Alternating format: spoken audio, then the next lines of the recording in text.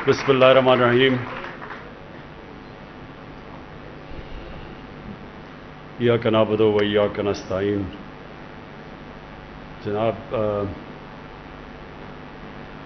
شاہ فرمان گورنر پختونخوا اور Mahmood Khan chief minister,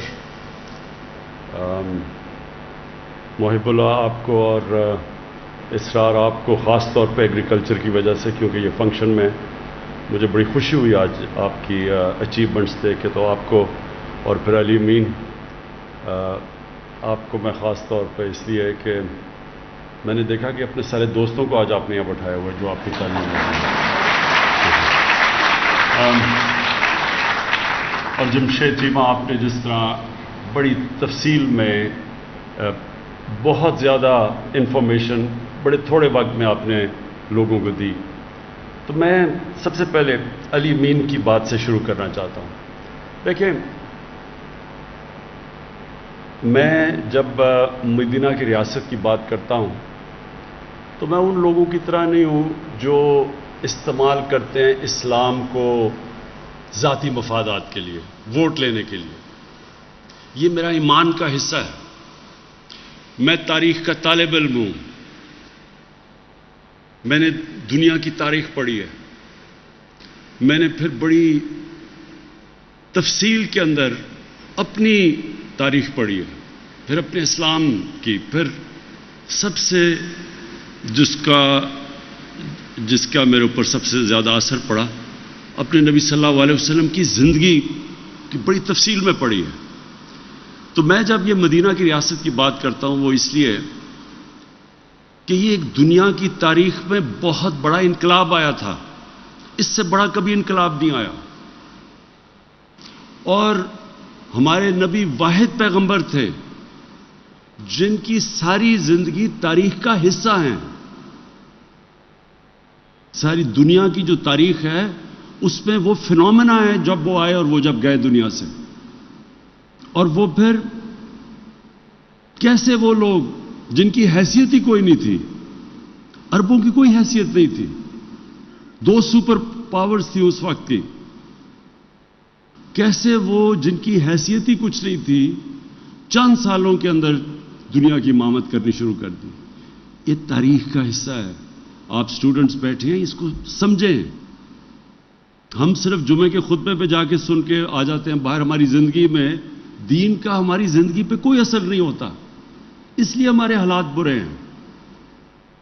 جب تک وہ جو اللہ ہمیں حکم دیتا ہے قرآن میں کہ ان کی زندگی سے سیکھو، اللہ کو تو وہ تو بے نیاز ہے، اس کو کوئی فائدہ ہی نہیں پہنچا سکتے آپ اللہ کو. وہ آپ کی بہتری کے لیے ہے.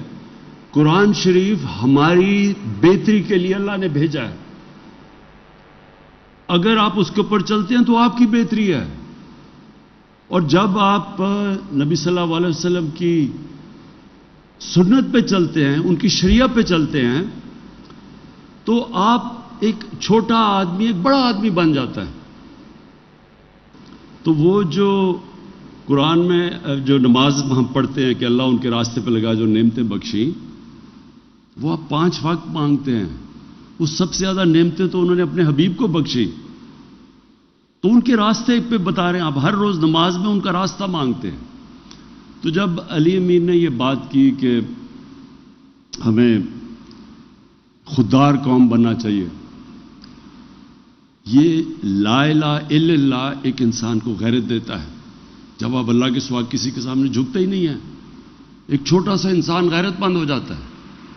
پیسے والے آدمی جو کسی کے سامنے جھکتا ہے اس کی کوئی عزت نہیں ہے. ایک مزدور بھی جب غیرت مند ہوتا ہے تو لوگ اس کی عزت کرتے ہیں. اور پھر جب یہ جو انقلاب آیا تھا اتنا بڑا، جو یہ مدینہ کا انقلاب آیا تھا، اس کی 2 چیزیں تھیں. اس کی بنیاد 2 جگہ پہ رکھی گئی تھی. ایک تو انہوں نے انسانوں کو آزاد کر دیا، ایک سسٹم دیا، ایک عدل اور انصاف کا نظام لیا. انصاف انسان کو آزاد کر دیتا ہے. جس معاشرے میں جو حضرت علی کا قول ہے نا، ظلم کا کفر کا نظام چل جائے گا لیکن ظلم کا نظام نہیں چل سکتا. نا انصافی کا نظام اس لیے نہیں چل سکتا کہ جو پاکستان میں ہیں کہ بڑے بڑے مافیا بیٹھے ہوئے ہیں، قانون کے اوپر ہیں، قانون کی بالادستی قائم نہیں ہونے دیتے، کیونکہ وہ فائدہ اٹھا رہے ہیں کرپٹ سسٹم سے. تو وہ جب تک وہ یہ بڑا بڑا مافیا بیٹھا ہوا ہے اور کہتا ہے کہ ہمیں NRO دے دو اور باقی غریبوں کو پکڑو، وہ ملک آگے نہیں بڑھ سکتا.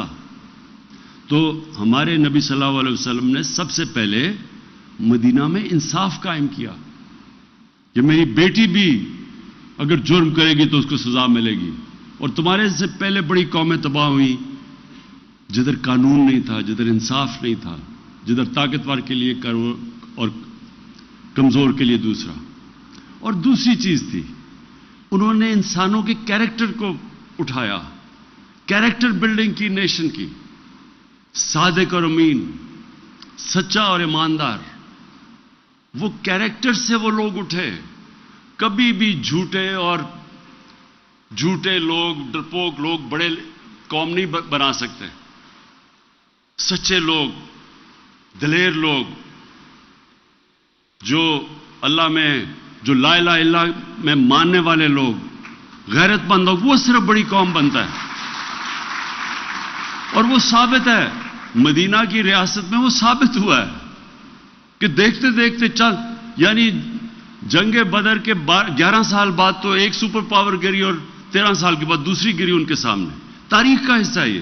تو میں صرف آپ کو یہ سمجھانا چاہتا ہوں اور اپنی قوم کو، ہم ایک بڑی قوم نہیں بن سکتے جب تک ہم اپنا کیریکٹر ٹھیک نہ کریں. ہم بھی صادق اور امین نہ بنیں، سچے اور امانت دار نہ بنیں، انصاف کرنے والے نہ بنیں، کبھی قوم بڑی نہیں بن سکتی. جو مسلمان جب پھیلے تھے ساری دنیا میں تو لوگ ان کے کیریکٹر سے متاثر تھے. انڈونیزیا اور ملیشیا کے اندر کوئی مسلمان فوج نہیں گئی تھی، وہ ان کے تاجروں کے کیریکٹر سے لوگ مسلمان ہو گئے. اس لیے ہم بھی پاکستانی، اور میں کیونکہ ہماری اکثریت نوجوانوں کی ہے، میں مسلسل اپنے نوجوانوں کو اس چیز سمجھاتا ہوں کہ اللہ نے اس ملک کو کسی چیز کی کمی نہیں دی. ہمیں یہ خطہ وہ ہے جس میں سب کچھ دے دیا اس نے، لیکن ایک ہمیں کیریکٹر چاہیے ایک عظیم قوم بننے کے لیے.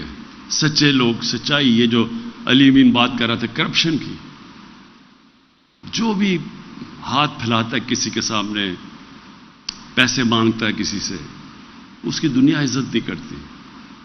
جب کسی کو کوئی رشوت دیتا ہے تو اس کی غیرت جاتی ہے، جو رشوت لیتا ہے اس کی غیرت جاتی ہے. میں جن لوگوں کو ہم کافر کہتے ہیں، میں نے ساری دنیا دیکھی ہوئی ہے. آپ حیران ہوں گے، وہاں اس طرح اخبار پڑا ہوتا ہے، لوگ پیسے ڈالتے ہیں، اخبار کوئی دیکھنے والا بھی نہیں ہوتا. کبھی وہاں سوچتے بھی نہیں کوئی دھاندلی ہوگی الیکشن میں.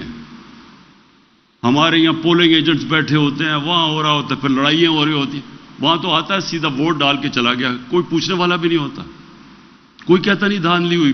کہیں دیکھ لیں یورپ میں الیکشن ہوتا ہے، کہیں کوئی سوچتا بھی نہیں ہے دھاندلی کا. ہماری الیکشن سے پہلے ہماری گھنٹوں میٹنگ یہ نہیں ہو رہی ہوتی کہ ووٹر کو کیسے نکالنا ہے، دھاندلی کیسے روکنی ہے. تو یہ ہمارے لیے بڑی شرم کی بات ہے کہ ہمارے اس طرح کے لوگ آئے جو آج باہر بیٹھے ہوئے ہیں اور باہر اربوں اربوں روپے کی پراپرٹیز پہ بیٹھے ہوئے ہیں.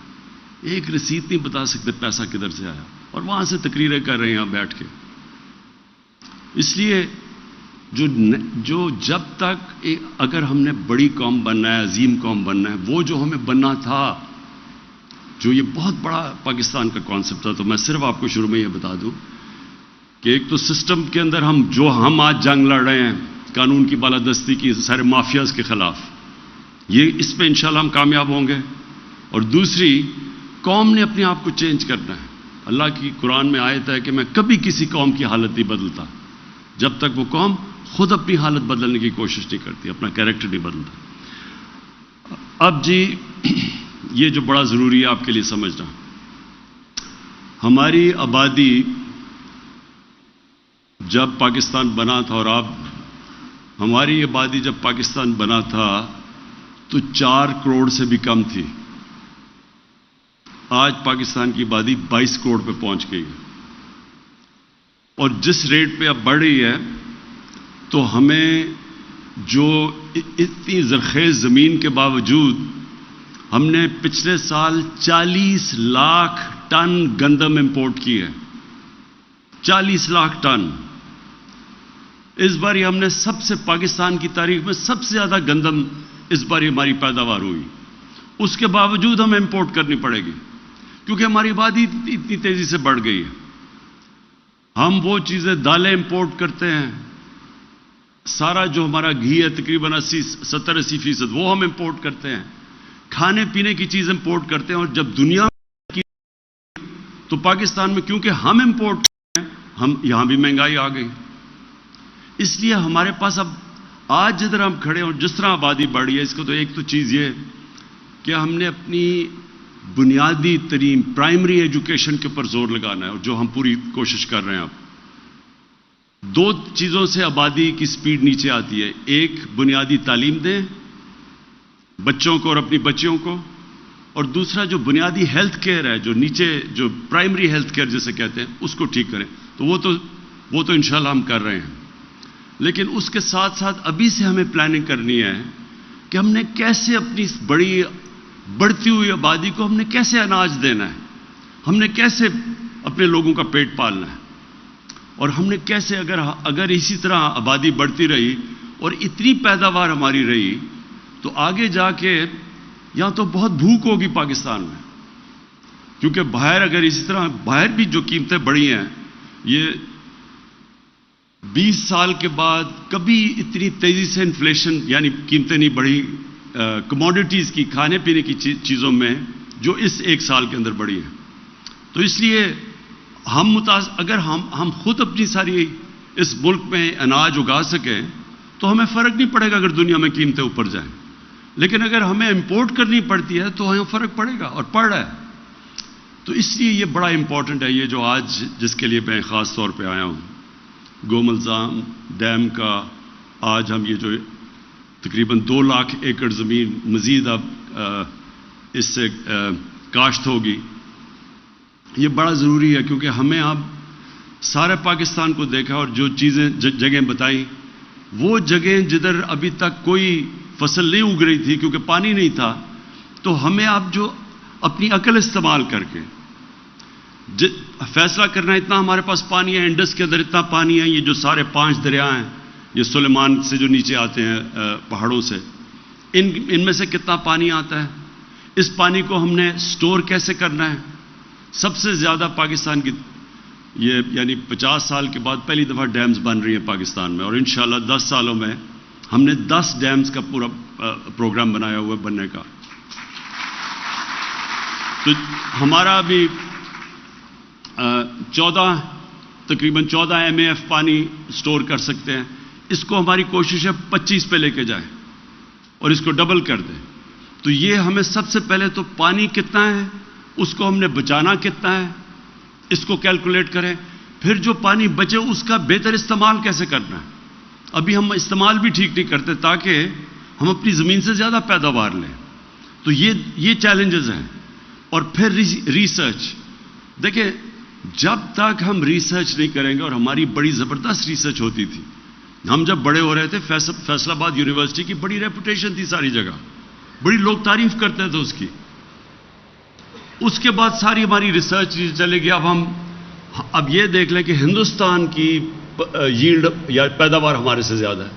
ہم بات ہی نہیں کر رہے کہ امریکہ اور یہ یورپ کی، ہم تو بات کریں اپنے ہمسائے کی جو ہمارے ساتھ آزاد ہوا تھا، اس کی ہمارے سے زیادہ پیداوار ہے کیونکہ وہاں بھی ریسرچ زیادہ ہے۔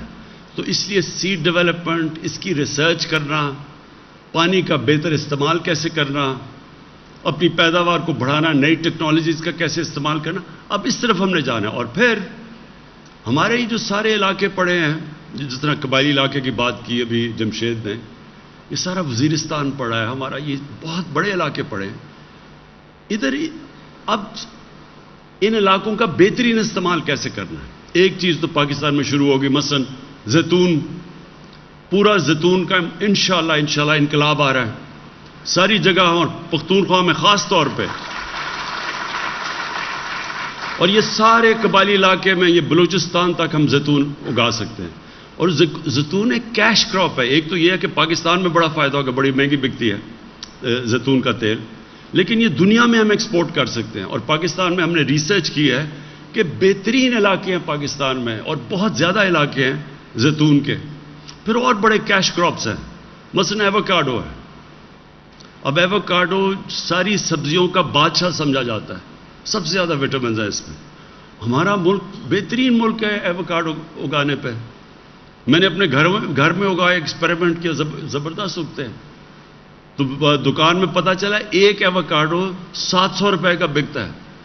تو یہاں ہمارے تو اتنا ہی جگہ ہے اگانے کی. تو کہنے کا مقصد یہ، انسان کو اپنا ذہن لگانا پڑتا ہے، اس کے لیے سوچنا پڑتا ہے، آگے کا سوچنا پڑتا ہے، اگلی الیکشن کا نہیں، اپنی اگلی نسلوں کا سوچنا پڑتا ہے.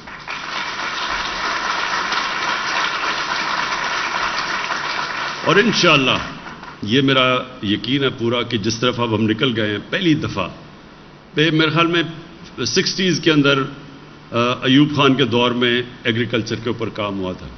انشاءاللہ اب ہمارے دور میں جو کام شروع ہوا ہے، آپ دیکھیں گے ہر سال اب ہم اس سے انکریمنٹ انکریز کرتے جائیں گے. ہم نے جو پلاننگ اب پوری کی ہے کہ ہم نے کون سی نئی، اب دیکھیں اب دنیا کے اندر پام آئل ہے جس کے اوپر جس سے اصل ہمارا جو کوکنگ آئل ہے، جو گھی ہے، وہ باہر سے امپورٹ ہوتا ہے 70%. اس کی دگنی ہو گئی ہے قیمت دنیا میں. ہم یہ سارا کچھ پام آئل سیڈ خود اگا سکتے ہیں، ہم سویا بین اگا سکتے ہیں، یعنی ہم سارا کچھ پاکستان میں اگا سکتے ہیں. تو انشاءاللہ جو اب سے ہم پلاننگ کر رہے ہیں کہ دنیا میں جو بھی مسئلے آئیں، پاکستان میں ساری چیزیں جو بنیادی ضروریات ہیں ہماری، دالیں مثلاً، عام آدمی دال کھاتا ہے. یہ بھی دن آنا تھا، سوچے کتنے 70% دال ہم باہر امپورٹ کر رہے ہیں. تو یہ ساری چیزیں ہم اپنے پاکستان میں اگانی. ہماری ساری پلاننگ اب اس طرف ہے کہ پانی کو سٹور کرنا، اس کا بہترین استعمال کرنا، وہ علاقوں کو نیچے لے کے آنا کاشت میں جو اس وقت بنجر پڑے ہوئے ہیں. جس طرح یہ دیکھتے دیکھتے ڈی آئی خان کا یہ جو 2 لاکھ ایکڑ اب یہ کاشت ہوگی، اور یہ ایسی زمین ہے کہ سب سے زیادہ پیداوار دے گی، کیونکہ اس میں یہ بالکل ورجن ٹیریٹری ہے. اس میں سب کچھ، یعنی زمین میں بہت جان ہے. اس وقت جن زمینوں پہ زیادہ کاشت کرتے رہتے ہیں ان کی پیداوار کم ہوتی جاتی ہے. یہ تو بالکل ورجن ٹیریٹری، یعنی یہ ہر چیز میں، کپاس میں انشاءاللہ سب چیز میں یہ سب سے زیادہ پیداوار یہاں ملے گی. پھر چولستان میں علاقے ہیں، وہاں اگر ہم پانی کا صحیح استعمال کر لیں، وہ ایسے ملک ہیں جنہوں نے اب، اور چین نے میں جب چائنا گیا تو انہوں نے ہمیں ڈیمونسٹریٹ کہ انہوں نے ریگستان کے اندر انہوں نے فصلیں اگا دی ہیں. نئی ٹیکنیکس آ گئی ہیں. تو ہم نے اب استعمال کرنے اپنے وہ علاقے جو ابھی تک ہم نے کاشت پہ نہیں تھے، انشاءاللہ ان کے اوپر پورا زور لگائیں گے اور ان کو کاشت کے نیچے لے کے آئیں گے. نئی جس طرح میں نے کہا ایووکاڈو ہے، سویا بین ہے، نئے فروٹس ہیں. یہ سارے ہم فیصلہ کریں گے کس زون میں کون سی چیز کا سب سے بہتر فائدہ ہوتا ہے، کیش کراپس کون سی ہیں. تو انشاءاللہ اس کے اوپر اب نکلے ہوئے ہیں. اور یہ جو آج انیشیٹو ہے کہ یہاں ایگریکلچر یونیورسٹی کا، یہ بہت ضروری تھا یہاں، کیونکہ ڈی آئی خان کے اندر اس کا بہت بڑا امپیکٹ پڑے گا اگر یہاں ریسرچ ہو. ادھر میاں والی میں جو میں نے نمل یونیورسٹی بنائی ہے، اس کے اندر بھی ہم ایک باہر سے جو دنیا کا ٹاپ ایگریکلچر کی انڈسٹری ہے ہالینڈ کی، اس سے ہم نے کولیبریشن کی ہے. ادھر ہم بنا رہے ہیں ایگریکلچر ریسرچ کے لیے، تاکہ ہم آپ کو اس سارے علاقے کو ہم بتائیں کہ بہترین لیٹسٹ پریکٹسز کیا ہیں اور لیٹسٹ ٹیکنالوجی کیا ہے. اور پھر چائنا کے ساتھ ہماری ایگریمنٹ ہوئی ہے سی پیک کے اندر کہ ہم نے ان سے بھی جو ان کی ٹیکنیکس ہیں، جو لیٹسٹ ٹیکنالوجیز ہیں. چائنا میں مثلا دودھ ہے، گائے ہمارے سے کوئی 3-4 گنا زیادہ دودھ دیتی ہے گائے وہاں. تو ہمارا اس وقت بڑا مسئلہ بنا ہوا ہے پاکستان میں، ہمارے اتنے زیادہ گائے بھینسیں ہیں لیکن دودھ بہت کم ہے. ملک کے لیے کافی دودھ نہیں، اور جو دودھ ہے وہ بدقسمتی سے زیادہ تر اس میں ملاوٹ ہوتی ہے اور وہ ہمارے بچوں کے لیے برا ہے. تو دودھ کے اوپر پورا زور لگائیں گے، کیسے ہم اپنی جو بریڈ ہے، جو نسلیں ہیں، ان کو بہتر کر سکتے ہیں. آخر میں صرف کیونکہ آج ڈی آئی خان آیا ہوں، میں یہ ضرور اناؤنس کروں گا کہ بڑا مسئلہ بنا ہوا ہے ہمارا ساؤتھ وزیرستان میں. مسعود اور ہمارے جو 2 بڑے قبیلے ہیں، مسعود اور وزیر قبیلے، وہ ڈسٹرکٹ چاہ رہے ہیں کہ 2 ڈسٹرکٹس بن جائیں اس علاقے کی. تو میں یہ آج اناؤنس کر رہا ہوں کہ انشاءاللہ اب ہم ان کے لیے 2 مختلف ڈسٹرکٹس بنائیں گے. لیکن میں میں ساتھ کہہ چلوں کہ ان کے تھوڑے سے مسئلے ہیں زمین کے, اور وہ میں نے ان کو کہا ہوا ہے محمود خان کو کہ ان کے اندر ڈسپیوٹ ہے زمین کی, تو پہلے وہ ہم حل کر دیں گے اور پھر انشاءاللہ دونوں کو ہم ڈسٹرکٹ بنائیں گے. اس سے مقصد اس کا یہ ہے کہ زیادہ بہتر ایڈمنسٹریشن بہتر ہو سکے. جتنے آپ چھوٹا ایڈمنسٹریٹو بلاک بنائیں گے اتنی بہتر سروس دے سکتے ہیں لوگوں کو. تو بڑے بڑے علاقوں میں جب ہو جاتے ہیں اور بڑے لوگوں کو دور جانا پڑتا ہے, تکلیف ہوتی ہے. تو صرف اس لیے انشاءاللہ یہ میں آج اناؤنس کر رہا ہوں. اور قبائلی علاقے کا میں خاص طور پہ جو پرانا قبائلی علاقہ تھا اس کے اوپر ہم نے خاص زور لگانا ہے کہ وہاں کس طرح ہم ان کی کس طرح کی فصلیں کو ان کی کیسی مدد کر سکتے ہیں, کیونکہ وہ پیچھے رہ گیا ہے. تو ہم نے خاص طور پہ زور لگانا ہے کہ وہاں کے لوگوں کی ہم نے اسٹینڈرڈ آف لیونگ, ان کی زندگی بہتر, ان کو کیسے ہم کر سکتے ہیں. آج کسانوں کے مجھے یہ سب سے بڑی خوشی ہے کہ سب سے زیادہ پیسہ آج کسانوں کے پاس گیا ہے پاکستان کی تاریخ میں. کبھی اتنا زیادہ پیسہ کسانوں کے پاس نہیں گیا, کیونکہ پہلی دفعہ ہم نے قیمت دی ہے. یہ بڑا جو شوگر مافیا تھا وہ پیسے نہیں دیتا تھا کسانوں کو. جو شوگر ملز تھی وہ جو ریٹ بھی تھی اس سے بھی کم پیسہ ملتا تھا. تو کیونکہ ہم نے قانون سے زور لگا کے پیسہ دلوایا ہے, کسانوں کے پاس پیسہ آیا, انہوں نے اپنی فصلوں پہ لگایا, تو ہر چیز میں ریکارڈ ہو رہا ہے. یعنی ہمیں گندم میں ریکارڈ ہوا, ہمارے اس میں چھلی کیا میز رائس کا سب سے ریکارڈ کراپ ہوا, اور انشاءاللہ بڑی دیر کے بعد کاٹن کراپ ہماری جو بھی بتایا تھا کہ انشاءاللہ بڑی زبردست آ رہی ہے, اللہ موسم کو ٹھیک رکھے. تو یہ بھی پاکستان کو بڑا, اور کسانوں کے پاس کبھی اتنی قیمت نہیں ملی ہوگی اس کی, اور پھر جو پیسہ جائے گا پھر اور زیادہ خوشحالی انشاءاللہ ہمارے دیہاتوں میں آئے گی. بہت بہت شکریہ.